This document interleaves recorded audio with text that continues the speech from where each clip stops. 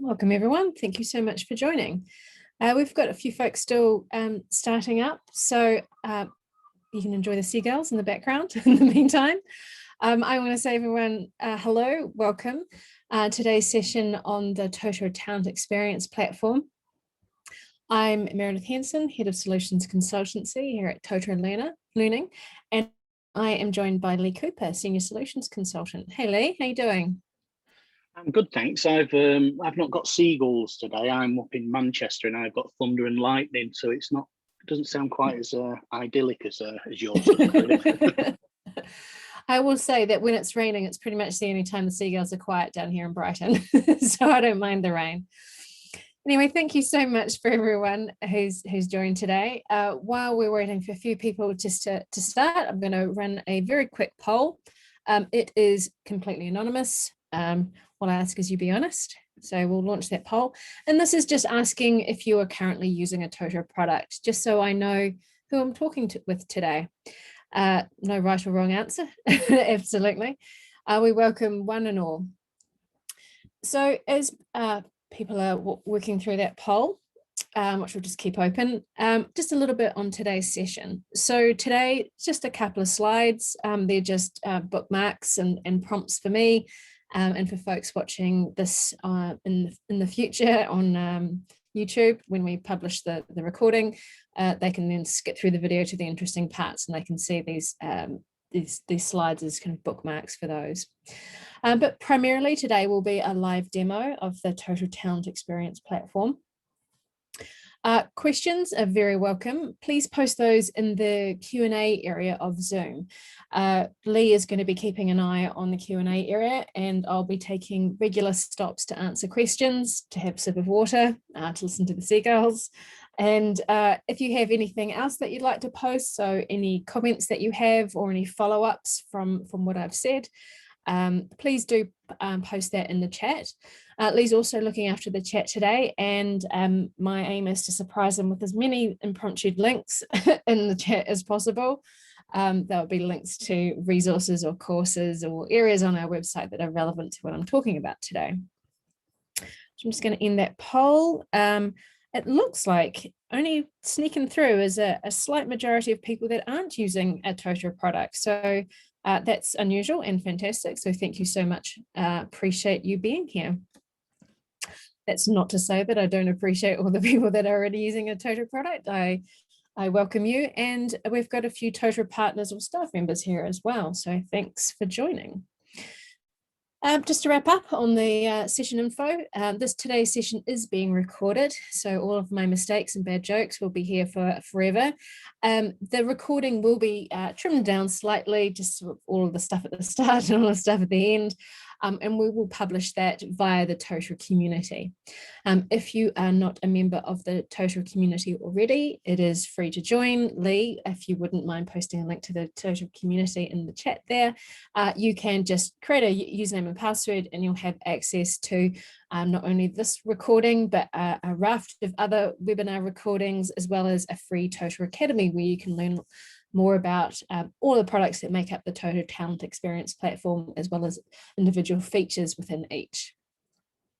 Now, if for any reason I don't get through all of the questions today, or if you guys stump me and I can't answer a question, I will follow up in the discussion forums in the community. I will post responses to anything I can't or didn't get to answer. That's not a challenge. Don't try and stump me, but you ask any questions you like. We will find an answer, if not today, in the next few days. So, whoops, doink, there we go. While I'm having a quick sip of water here, Lee, are there any questions or anything in chat I need to know already?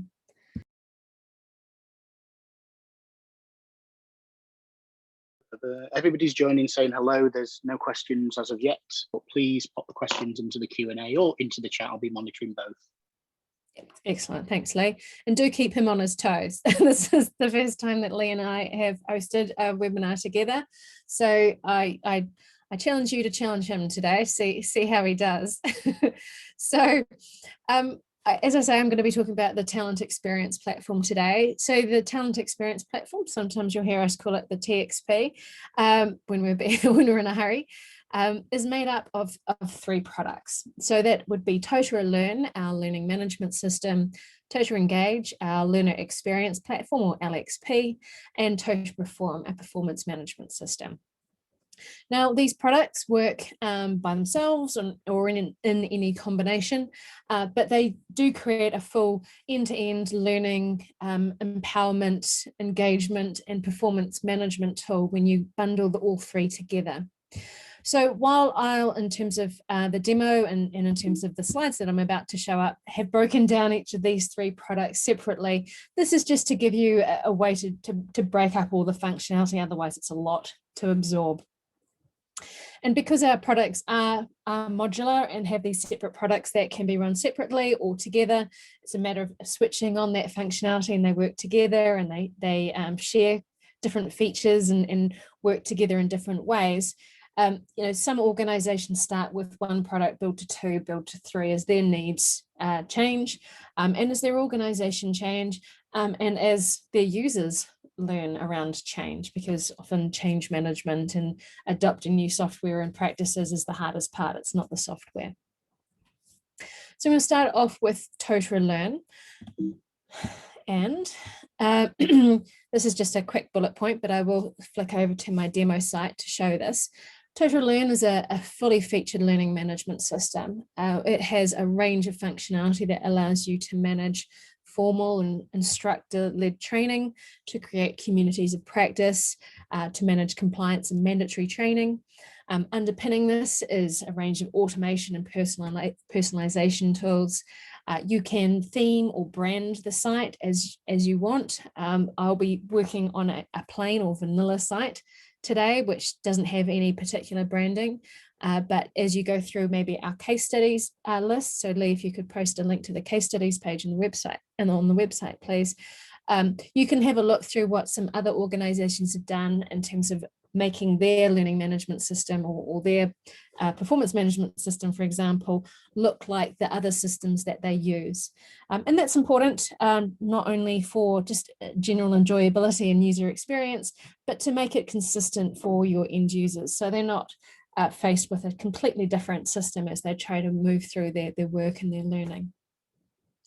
Now, Totara Learn also supports GDPR compliance. You can manage offline and virtual events. We have an integration with MS Teams and Zoom, which I'll show you in a moment. And we can support extended enterprise solutions with enhanced multi-tenancy functionality. And I'm really just scratching the surface there. So let me flick over to my demo site. So as I say, this is a unbranded version. I can, towards the end, flick up some examples of different branding. If you're interested, stick around. Otherwise, the case studies is a great way to check on what everyone else is up to. So I might even treat us all and zoom in a little bit here. So this is my demo site. I'm going to be logging in as a learner to start with, and then moving on to an administrator. So you can see what it's like from the learner perspective. Now, the very first thing to note is that this page, this login page, you can add your own image, you can add your own content, and there's lots of different ways that folks can log into the site. I'm doing a plain old manual login, but you can connect your site with other systems that you use, and you can even log in with the likes of LinkedIn and Google and Microsoft services as well. And those are just configuration-based setups, so super easy. The other thing to note is that the system by default is fully responsive. So you see as I'm changing the resolution here, the screen resolution here, that the system is being adaptable to that screen size as well. So it will work across PC, laptop, tablet, mobile phone. All right, enough about this login page, let's move on. So I'm logged in as Lisa Lerner, and if in doubt, you can see on the top right here, the name of the user that I'm logged in as. So we have Lisa Lerner and we'll have admin user, and depending on how the questions go, we may even sneak in Mia manager to the stage at some point, but the role is in the name. And in this case, a learner is just a user that has an account on the site. So they don't have any particular special permissions, and everything that we have Lisa doing are all of the default options. So you can change how your learners or your users can interact with the site. I'm just using the default so you can see what you can do. So I'm logged here in, and I hit a dashboard. In this dashboard, you can have any number of dashboards, and dashboards act as a navigation portal and information portal, and it's a personalized and personalizable portal as well for learners. So Lisa here has a range of alerts. She's got some reminders that she's booked onto a training event in a couple of days, one at 3:30, so that's now-ish, and one later on in the week. She's had some oh dear, she's been declined for a particular program that she applied for through her learning plan by her manager. But on the bright side, she's had a couple of other competencies approved. And we can also see Lisa's current learning, so what she's enrolled in and her progress so far. Now on this page, you can add your own navigation. These 4 tiles or pictures that you see at the top here are configurable. This is just what we've set up. You can add your own imagery. You might not even have navigation there. You might have one big long navigation, which has a slider, or you can add anything else that you like in this. This is all block based, and blocks are like widgets, which you can add in. And these blocks can be moved, added to the top, to the side, the left and right side, and even in the center. So you can choose how this all is laid out. And those blocks or widgets provide a variety of navigation and functionality across the site. What's really interesting on this site is this trending block here. And this is one display of our machine learning based recommendations engine. And our recommendation engine will surface personalized recommendations for the user. So in this case, this is Lisa. And those recommendations might be content that is trending. So you can see here that, again, there's, for those that have attended any of my sessions before, you know that my spirit animal is the honey badger. And so you see the honey badger featured across the site at various points. These are the resources that other people across the site have been logging into. Another recommendation display is of recommendations for courses. And within Totara, courses are containers for activities, and those activities might be an e-learning or a SCORM object. It might be a virtual event which you need to book onto. It might be a quiz that you need to complete. And there are many different types of content that you can create and author within Totara, as well as have externally authored and added to Totara. So those are courses. Another recommendation that the engine will provide is a recommendation for micro-learning. And those are resources that have been created by peers or subject matter experts across the Engage product in this case, that have been identified as taking less than 5 minutes to read or to watch, because you can add videos. So you can have micro-learning recommendations. And the final type of recommendation that you can offer, and you can have all 4, are for workspaces. And workspaces sit here under this collaboration heading. And workspaces are a way to collect users together that maybe are going on a similar journey, such as onboarding. They might be working on a similar project. They might be from the same department, or they might be representatives from different departments that need to come together to communicate, to share, to post in threaded discussions, or to share content that is available across the site, or both. Now, any questions so far there, Lee? Nope, no questions so far. One that's cropped up a few times in demonstrations that I've had recently is, how does the recommendation engine know what to recommend? Good question. So the recommendations engine will create recommendations on a number of things.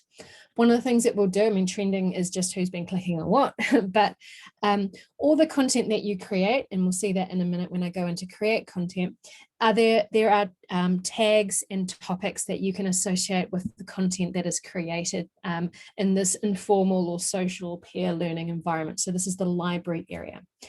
And these pieces of content and these recommendations look at these tags or these topics and any hashtags that you add to the content as well as the language and the content of the resource itself. So there's natural language processing within these recommendations, as part of these recommendations. So the system will look at content that you've read already and provided a like rating. And again, we'll see that in a minute. It will look at people that maybe sit in similar workspaces as you who've liked other content, and will say, well, someone similar who has similar interest to you liked or viewed this content, so you may also. There'll also be a factor of your user profile information. So you can say two people who are based in New Zealand, the third person also in New Zealand might get the same, be recommended the content that those first two individuals liked or viewed or even created. So there's a number of factors. So let's see how that manifests or how that's created. I've jumped into this library area, which is where I can create my informal peer social learning. Now, by default, everyone can create this content, but you can restrict the permissions so that individuals can create, or only certain individuals can create content. And that might be restricted to, say, subject matter experts, or maybe just internal staff versus external users. So first off, we can enter a title. Lee, you've got a very nice short name, so I'm going to call this Lee. And you can put in any content that you like around here. So you can add attachments and links. You can embed media that you've got stored somewhere else, or you can put directly a link to YouTube directly here. So this is always risky, but we'll say YouTube, what is Totara Learn? Grab this URL, and I will just put that link directly here into it. And you'll see that it's embedded it straight away. There's no fancy HTML or embed code. And you can use this for both Vimeo and YouTube and embed this media. You can, of course, just add static pictures, but here we have an introduction to Totara Learn here. And I can also add content underneath of it if I wanted to. So I'll go hashtag. So here we've got some visibility settings. So this might be a resource just for you. You might have found a great TED talk that you want to watch later, and you can pop it into your library to complete when you've got a chance.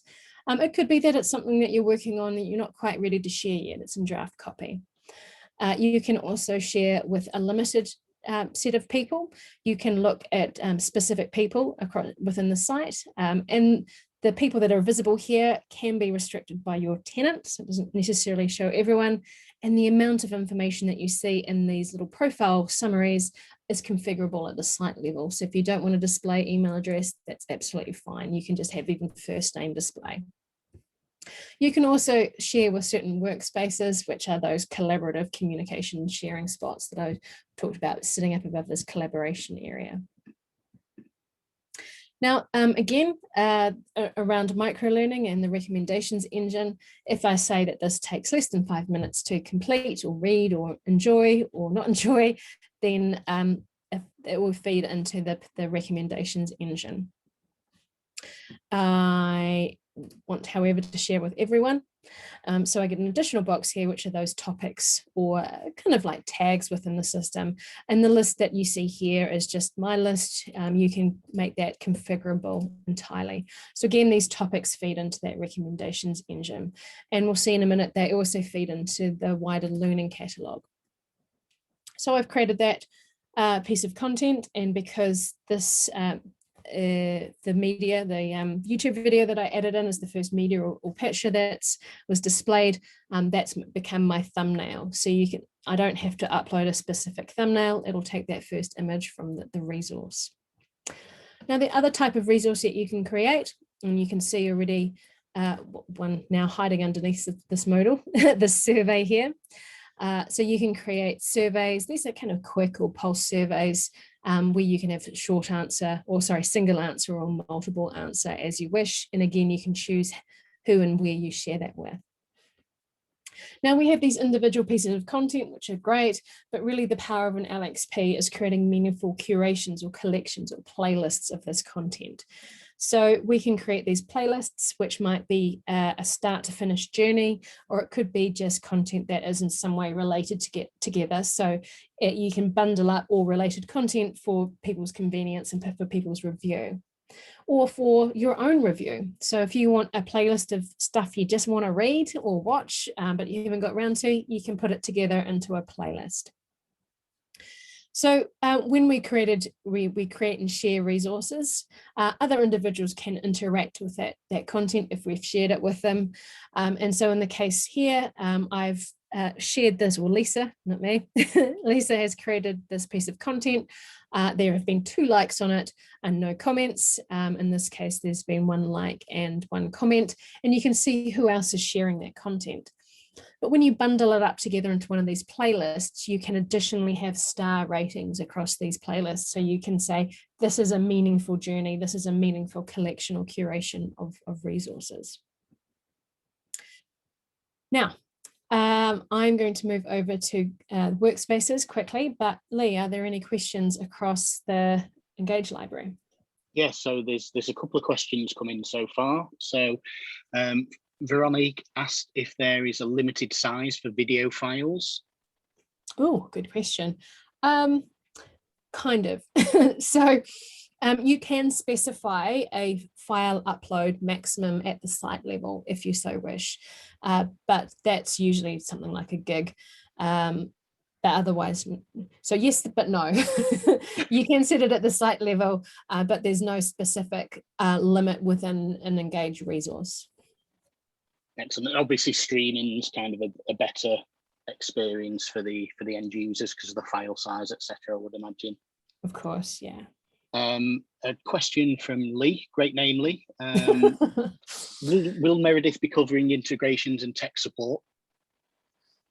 Well, potentially. I'll definitely be talking about the Microsoft Teams and Zoom integration. In terms of tech support, if the other Lee, Lee 2.0, could specify what you mean perhaps in the chat, then I can cover that.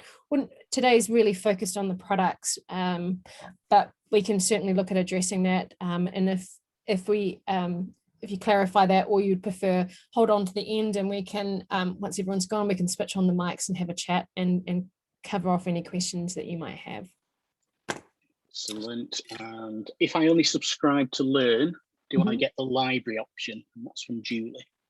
Julie, good question. So if you just look at Learn, you will have your courses, but you wouldn't have this library area. This sits within Engage. This is that socially created or peer created content.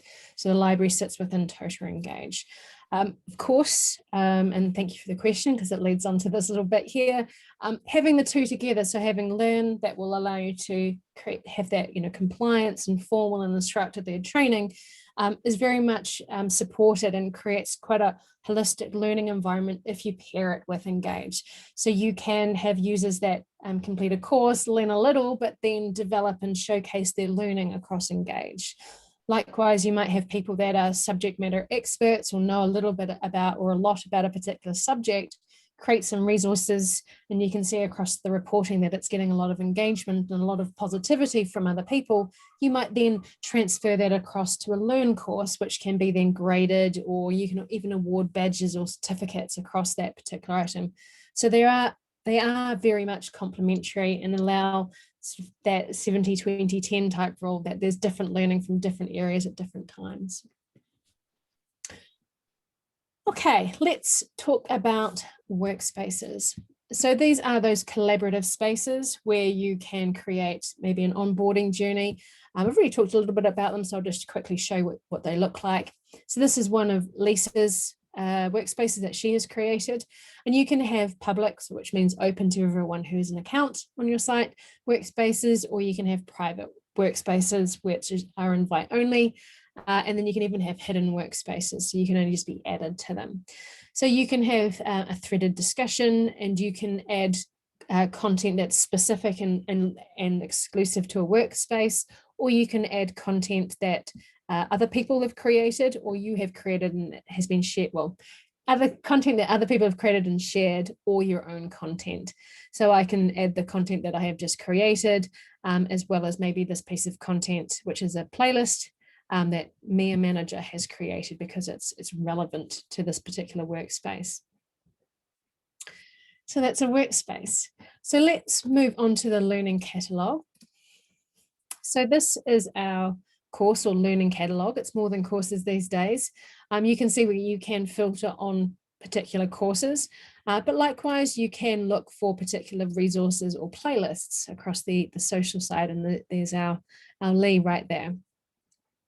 Now, the other thing that we have here are certifications and programs. So programs, like courses, are a collection of activities. Programs are a collection of courses, and you can set a prescribed order in which an individual should complete those courses. Maybe that's your mandatory onboarding program. You have to complete your health and safety and your manual handling and your first aid courses, for example. Or you can have that program as a more of adaptive pathway. So you might have some required courses and some optional courses, and you've got different conditions or pathways that you can set across those programs to create a robust learning journey for individuals.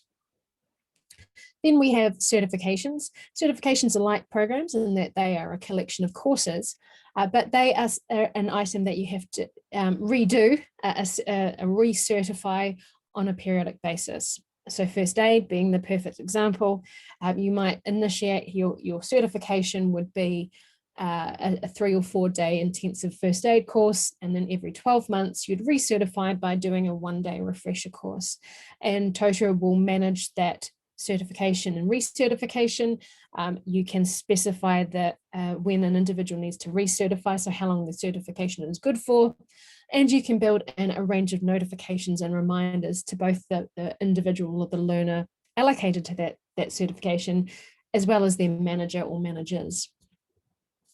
Now you can see, if I just remove some of these filters, there we go.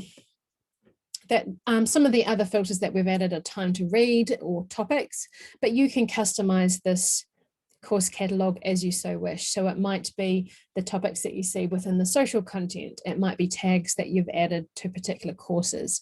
It might be even by course type. And this catalog, in terms of how little or how much information appears in these tiles, is again totally configurable. And you can optionally have an expandable menu or details area, which might provide a little bit more information about the course. And then in Lisa's case, she is already enrolled in this course, but depending on how you choose to manage your course enrollments, this might be enroll, or this might be view, or it might be, if you're already enrolled, go to course. Now, this is a course that Lisa has started but not completed. And this is a very basic example of a course. If you'd like to see a real course in action and complete it as a learner, I encourage you to go to the Totara Academy, which is available through the Totara community. Again, free to use, there's no cost, there's no obligation, and you can enroll in a course.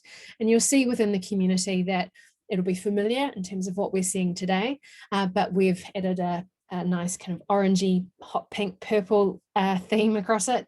And rather than a lot of events like we see here, we've embedded a lot of videos, as well as a number of SCORM or e-learning activities. And you can see what that user experience is. And the fantastic thing about the community is that we've also got Engage running in there. So you can see yourself what it's like to create content or view content, and go into workspaces and have that experience yourself, in your own time. So one of the great things around Totara Learn in terms of the virtual management functionality is this tool called the seminar tool. And what this allows you to do is manage the booking, sign up, booking sign up being the same thing, resource management, so rooms or equipment or facilitators, as well as attendance management across this. And this is where we can see, let's say that Lisa is feeling the vegan vibe, and is signed up to this event. Now this event is, I've timed it beautifully, is about to start in 1 minute. And so what we've got now is a join now button now that I'm signed up for it. Now this, I've allowed Lisa to book straight onto it, but you can set different workflows or permissions for learners to approve content, managers to approve bookings, or even two-stage approval with an administrator. It might be a particularly expensive or time-consuming course, so you want that double check. Now, one of our integrations is with MS Teams. So when you create an event as a course manager or an administrator, and you set it to be a MS Teams or a Zoom event, then it will create a corresponding room or space. You can see as I'm hovering over this join now button at the very bottom of my screen here, you can see that it would fire me off to MS Teams, and Lee would have to take over this presentation, so I'm not going to click it. So you can create this, and this will jump you straight to your Teams or your Zoom account. It will save you from logging into your Teams or Zoom and create a corresponding event, and so users can jump straight into it. And people will have access to it based on having previously signed up. Now, it's not limited to Teams and Zoom. There is a light integration with any other web conferencing tool that you so wish. You just simply have to create that room or space in advance and pop that into a certain field, and that then will become that join now button when the session is due to start, which it now has. So it will be virtual room agnostic, but there's a tighter integration with Teams and Zoom.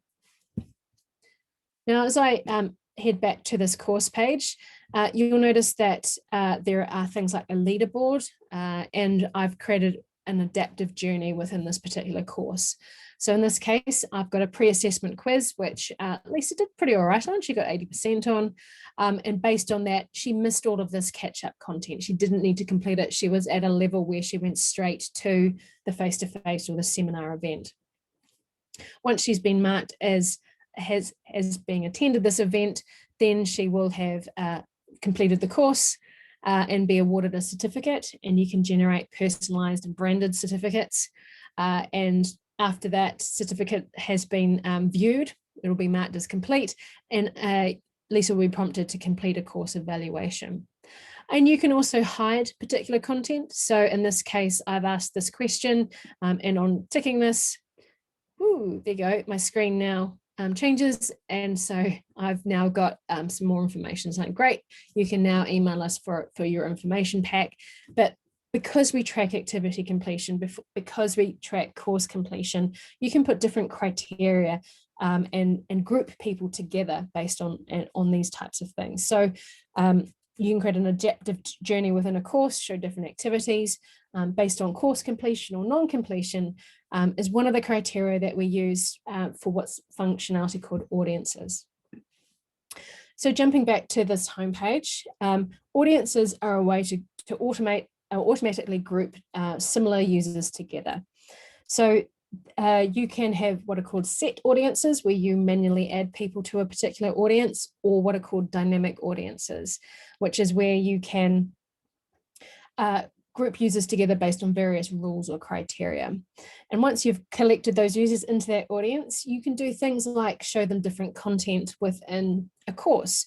You can show them a different view of the learning catalog. So certain items may be visible to them and not others, and vice versa. And you can also allocate them different dashboards.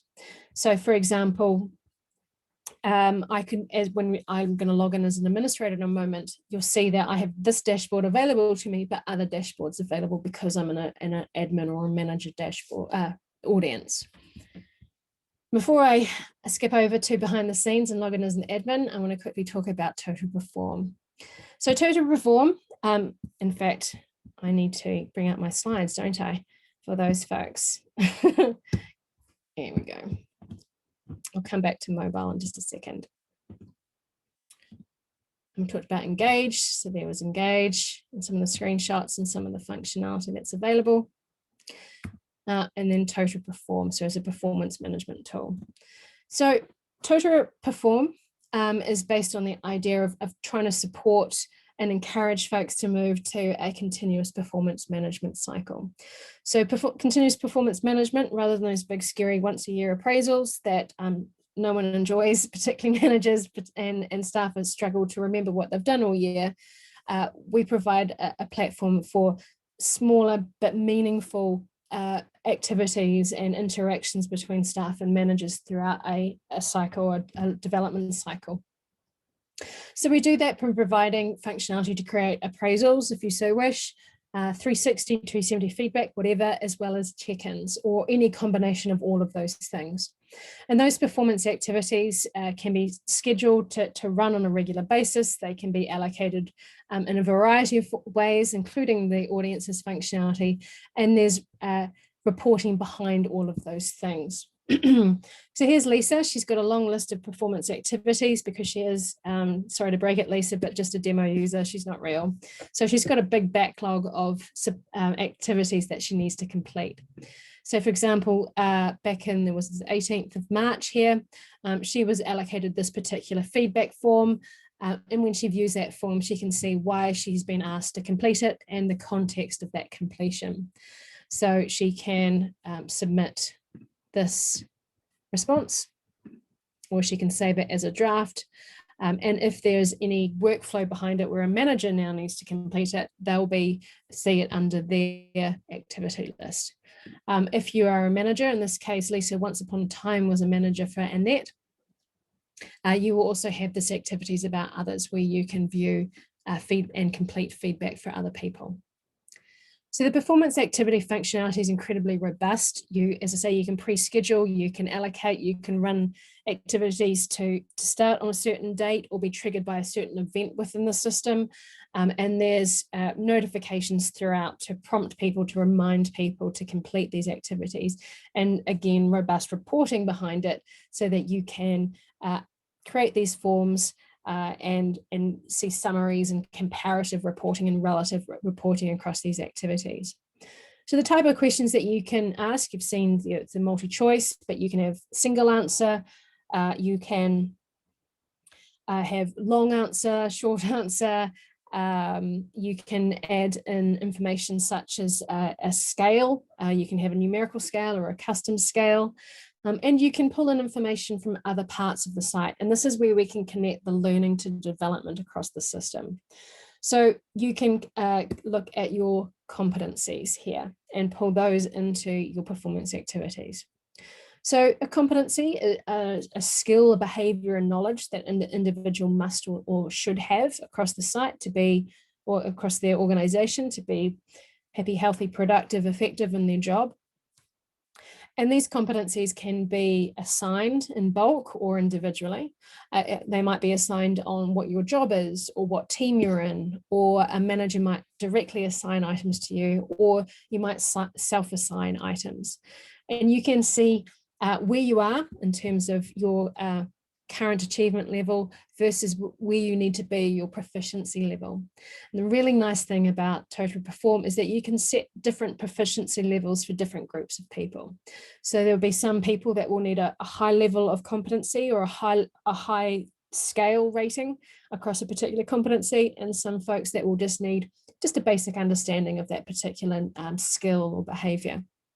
And you can track all that visually, and you can pop into any of these competencies, see the scale in which it's rated, and you can create any number of custom scales with any number of steps. This is just one example. And you can set what are called achievement paths, which is how you can achieve that competency. So in this case, it's primarily based on course completion. Lisa was allocated an unaspiring not competent when she first was allocated this competency. Then she completed the first course, competent with supervision, last course, competent. But we all know that skills and behaviors and knowledge does shift and change over time. You may complete a course and have a technical proficiency in a particular maybe behavior, such as say active listening, but not demonstrate that, or choose not to demonstrate that, or need some further help around that. So you can combine course completion or completion of other competencies with a manual assessment from a variety of individuals, including yourself. So it can be your proficiency, sorry, your achievement level can be fluid based on your behaviors. And that's why we've tied that into the performance activities. So you might have a weekly or fortnightly or monthly check-in with your manager, and you can pull in that competency and say, hey, I've seen this in this last month, Lisa, you're doing a really great job interacting with your colleagues. I can see you practicing active listening, and bump up that rating. And then maybe 6 months later, Lisa's a little bit tired about hearing about something from her colleague, or is maybe not showing so much patience or demonstrating those behaviors that she should be. And through that check-in, they can then adjust that competency, and that can be then a goal for Lisa to improve her behavior or practice those skills. Now that's an extreme example. It could be start to finish and that's done, or it can be fluid as in the example that I've talked about. Now, looking at the time, any questions around Perform there, Lee? Sorry, I didn't mean to talk like William Shatner there. Any questions around Perform? No, but there's been some great questions coming around Engage. I don't know if you want to answer those now. Sure. Let me get some pretty slides up for a background. Hit me.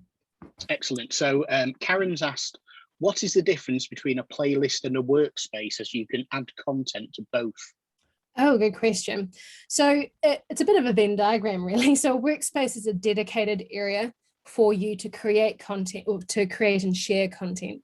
A playlist is already pre-built and might not exclusively sit within a workspace.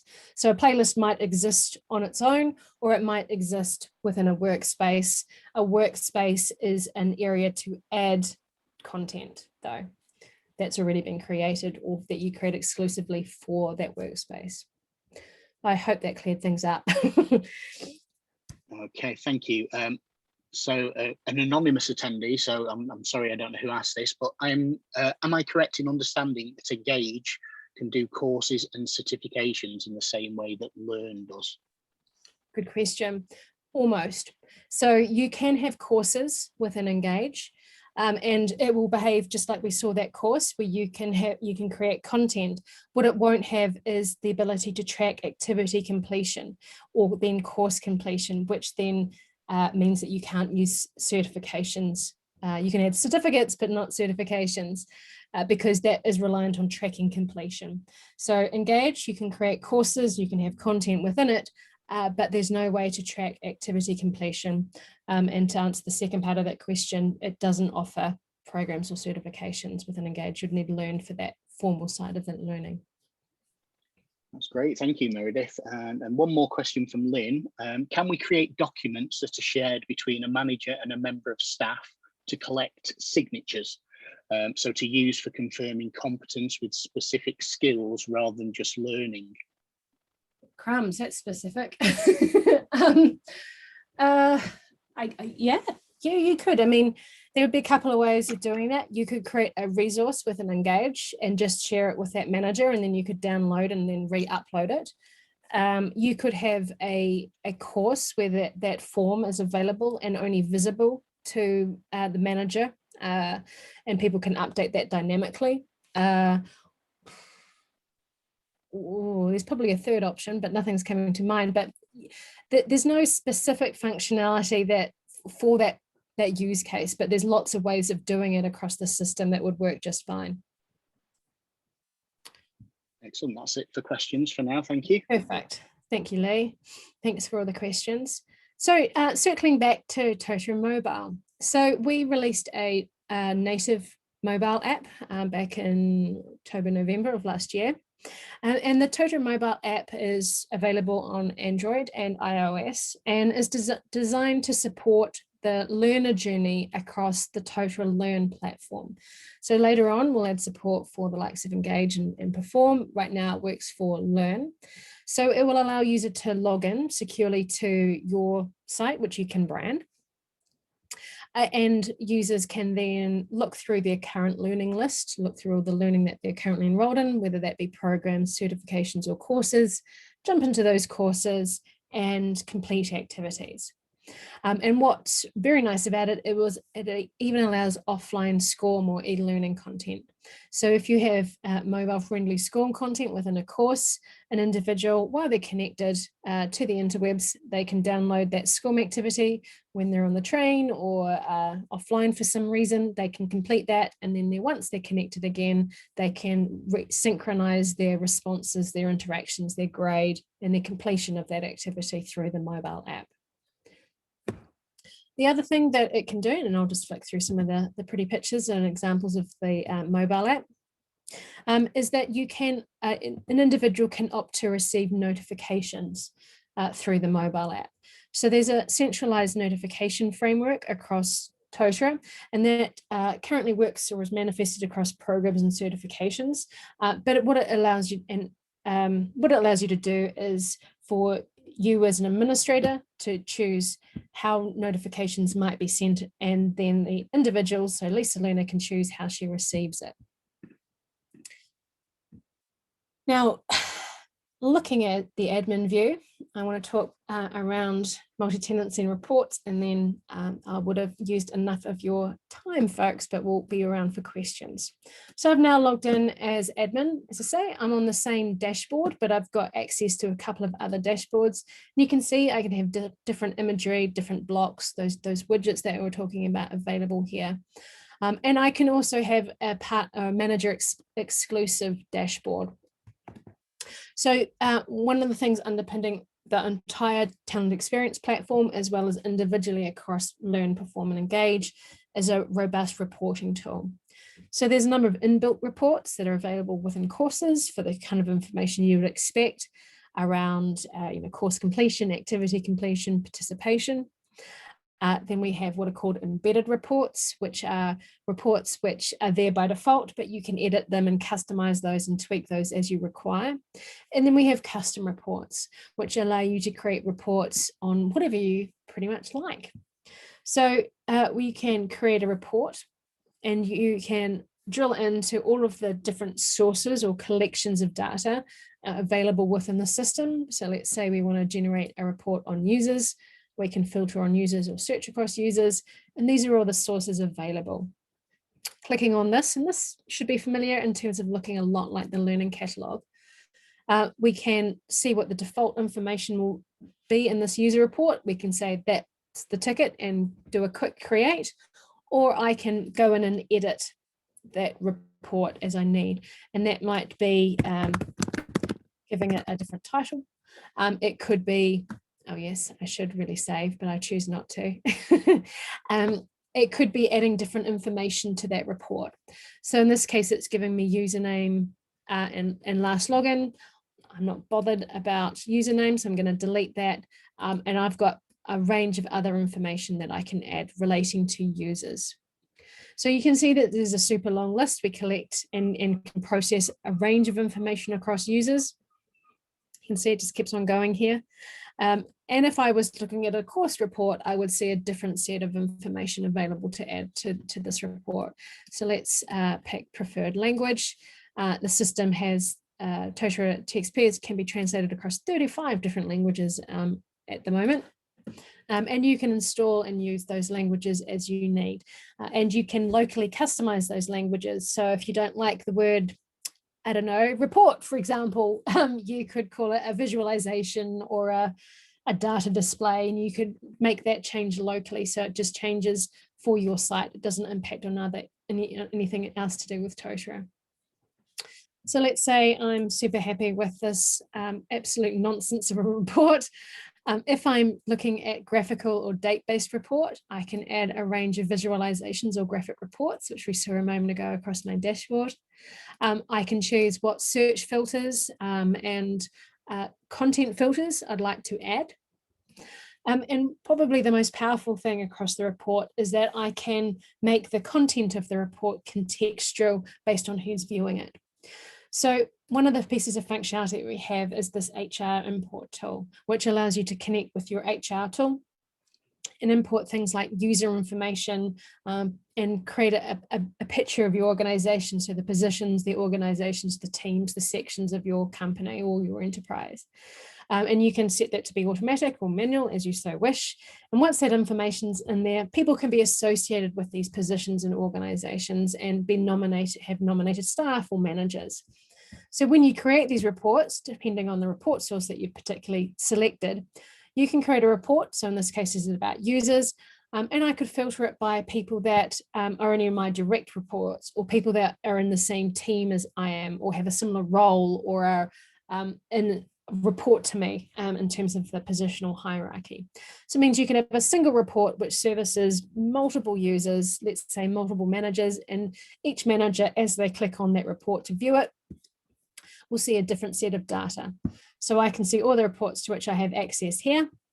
And as I would click on it, I would see a different set from another manager or another administrator in this case. And finally, on reports, you can also schedule reports to be run on a certain schedule and to be exported in a variety of formats. So if you're feeling vindictive, you can set something to be run every hour and emailed to someone. But in reality, this is primarily used particularly around that mandatory and compliance training. So you can create a report, which could be a red, amber, green indicator for certifications, or to failure or success in completing and recompleting a certification, and receive a report every day, every week, every month relating to those certifications.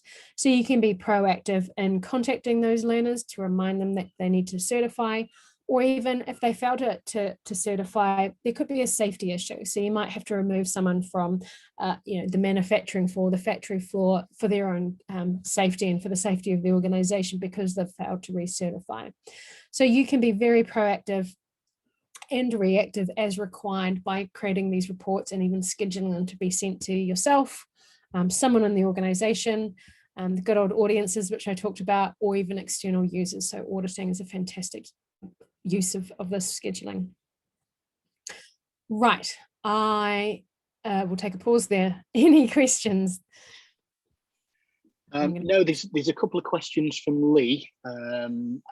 Which Lee? Not me, Lee, the other Lee, but I've asked Lee to hang on once we finish the demo, just so we can clarify a couple of things. Well, having two Lees on the call at end's probably not going to clarify anything, is it? Okay, that's fine. Well, while I'm skipping through my slides to provide you the last little roundup of information, again, an anonymous poll I've just launched. It would be great to know if the Totara Talent Experience platform, or even one or three of the products or two of the products, are of interest to you based on what you've seen. And if you're no for other reasons, for example, that you're not currently using and you're not interested, let us know why. There's no obligation to let us know, but it would be helpful if it's cost, or whether it's not understanding the products, and then we can do a better job at communicating there. So skipping some of my slides ahead here. So we've got a nice background. If you'd like to learn a little bit more, you can submit a demo request through our website, and one of our partners can reach out to you and provide you maybe a slower or more in-depth demo, more interactive. There is plenty of information across the Totara community. Of course, you can look at the Totara Academy.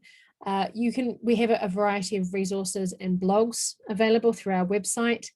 You can drill into our help documentation, or you can look through our partner list on our website and reach out to a partner who you might know or like from their website.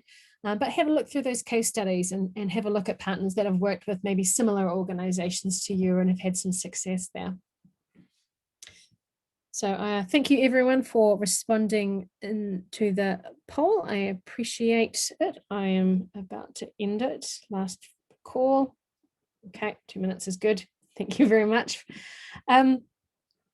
Lastly, a couple of upcoming events we're running. In particular, we've got some partner events, but we've got a webinar next month, guided tour of the Totara's help documentation, presented by one of our help documentation writers, Dommy Sinclair. So I'm going to move to the last slide, launch the last poll. And this is, again, completely anonymous. And this is just to say thank you so much for joining. We hope you got something out of today's session. But if there's other information that you'd like from us, or a better way of us presenting the Totara Talent Experience platform, or other webinars that you would like to see, or for me or someone else, hopefully, to deliver, please do let us know in this poll. While folks are wrapping up and providing that feedback, which I say most sincerely that I appreciate, are there any questions other than Lee's questions, Lee? No, there are no other questions apart from the ones that are from Lee. Okay. If it turns out to be you, I'm going to be very upset. Okay, folks. Thank you so much for everyone that has attended. Thank you so much for everyone who's participated in this poll. It's great for us to know whether we're hitting the spot in terms of these sessions and what other information you'd like. Anything you'd like to add, feel free to pop it in the chat. I appreciate all of the responses. So if you would like to stick around for the questions, we're going to activate Lee's microphone, hopefully. And we can drill into some more detailed questions if you like. Otherwise, appreciate your time. Thank you so much for joining, and hope to see you at another event soon.